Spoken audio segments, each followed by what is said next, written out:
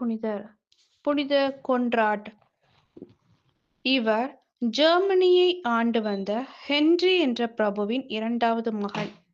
தனது கல்வியை தற்போது சுவிட்சர்லாந்தில் உள்ள கான்ஸ்டான்ஸ் என்ற இடத்தில் இருக்கக்கூடிய பள்ளியில் படித்த இவர் அருள் பணியாளராகவும் பின்னர் 934ஆம் ஆண்டு கான்ஸ்டான்ஸ் நகரின் ஆயராகவும் உயர்த்தப்பட்டார்.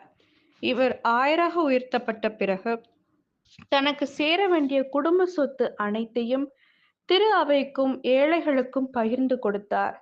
இவ்வாறு இவர் ஏழைகள் மீது கொண்டிருந்த அன்பை வெளிப்படுத்தினார்.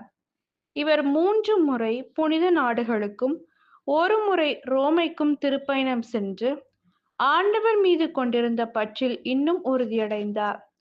ஏறக்குறைய 42 ஆண்டுகள் கான்ஸ்டான்ஸில் ஆயராக பணிபுரிந்த இவர் அம்மறை மாவட்டத்தை பல நிலைகளிலும் வளர்த்தெடுத்தார்.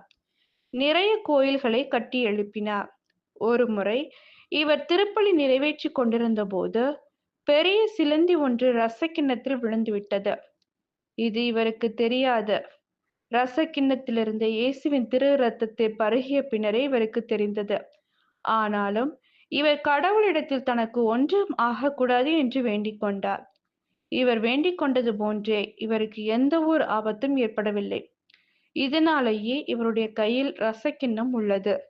இவர் எந்த ஒரு பதவிக்கும் ஆசைப்படாதவராகவே வாழ்ந்து வந்தார். இப்படி தன் வாழ்வாலும் வார்த்தையாலும் ஆண்டவருக்கு சான்று பகர்ந்து வாழ்ந்த இவர் 975ஆம் ஆண்டு இறையடி சேர்ந்தார்.